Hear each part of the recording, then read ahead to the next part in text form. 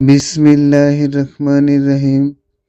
অন্যরকম বিদ্যাপীঠের পক্ষ থেকে জুনিয়র বৃত্তি পরীক্ষার্থীদের জন্য অভিনন্দন ও শুভেচ্ছা জানিয়ে ভিডিওটি শুরু করতে যাচ্ছি।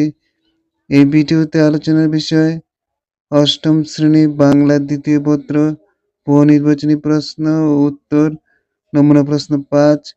আমরা বিগত ক্লাসে আরও 4টি নমুনা প্রশ্ন দিয়েছি। এখানে বলে রাখা প্রয়োজন, বৃত্তি পরীক্ষাতে 10 নম্বর বহুনির্বাচনে আসবে। এখানে আমরা 15টি প্রশ্ন দিয়েছি। তার কারণ হলো, যারা 2025 সালে বার্ষিক পরীক্ষা দিবে তাদের জন্য এই ভিডিওটি গুরুত্বপূর্ণ। সেই জন্য আমরা সর্বোচ্চ 15টি বহুনির্বাচনী প্রশ্ন এখানে দিয়েছি।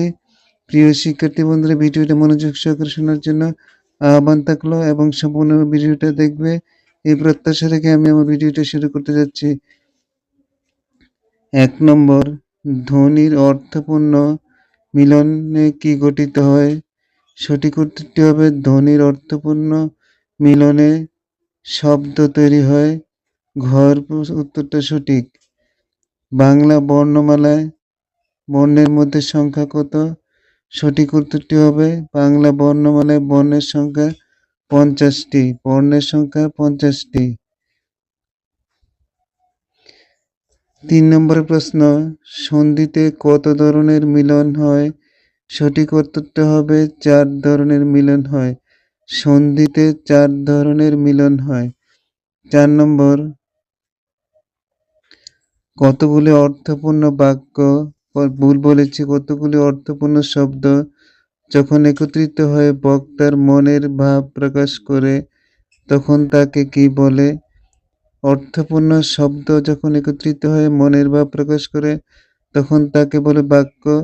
তাহলে সঠিক উত্তরটি হবে এখানে খ নম্বরেরটা, বাক্য। তারপরে 4 নম্বরের প্রশ্নটার পরে 5 নম্বরের প্রশ্নটা হচ্ছে, বচন কি ধরনের শব্দ? বচন হলো পারিভাষিক শব্দ। বচন কি ধরনের শব্দ? বচন হলো পারিভাষিক শব্দ। 6 নম্বর, পদ কাকে বলে? আমরা জানি শব্দকে পদ বলে, কিন্তু পদের বিশিষ্ট একটা অর্থ রয়েছে, সেটা হলো বিভক্তিযুক্ত শব্দকে পদ বলে। বিভক্তিযুক্ত শব্দকে পদ বলে, যেমন কলম একটি পদ, আবার একটি শব্দ। যখন আমরা কলমে লিখব তখন এটা বিভক্তিযুক্ত হয়ে হবে এবং সেটা হয়ে যাবে তোমার পদ। 7 নম্বরের প্রশ্নটা, কোনটি গুণবাচক বিশেষের উদাহরণ?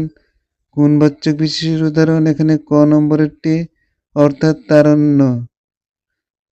8 নম্বরেরটা, বিষ্ণু গান গায়, এই বাক্যটিতে কোন ক্রিয়ার উদাহরণ হয়েছে?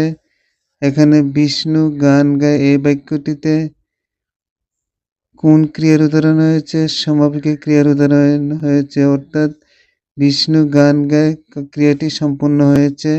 অতএব ক নম্বরের উত্তরটি সঠিক, সমাপিকা ক্রিয়া। 9 নম্বর, ক্রিয়াপদের বিশ্লেষণ করলে কয়টি অংশ পাওয়া যায়? ক্রিয়াপদের বিশ্লেষণ করলে 2টি অংশ পাওয়া যায়। উত্তরটি হবে 2টি। 10 নম্বর, তৎসম ক্রিয়া পদের ধাতুকে কি বলে? তৎসম ক্রিয়াপদের ধাতুকে বলে সংস্কৃত ধাতু। কয়ের উত্তরটি সঠিক। তারপর 11 নম্বর, ব্যক্তিবাচক কর্মপদটি কোন কর্ম বলে? ব্যক্তিবাচক কর্মপদটিকে বলে গৌণ কর্ম, আর বস্তুবাচক কর্মটিকে বলে মুখ্য কর্ম।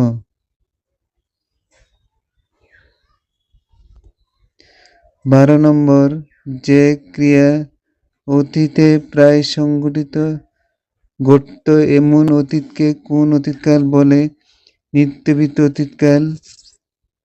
মা নিয়মিত কোরআন শরীফ পড়তেন, তাহলে এখানে নিয়মিত পড়তেন অর্থাৎ প্রতিদিন পড়তেন, পুনরাবৃত্ত ঘটেছে, অতএব এটা নিত্যবিত্ত অতীতকাল।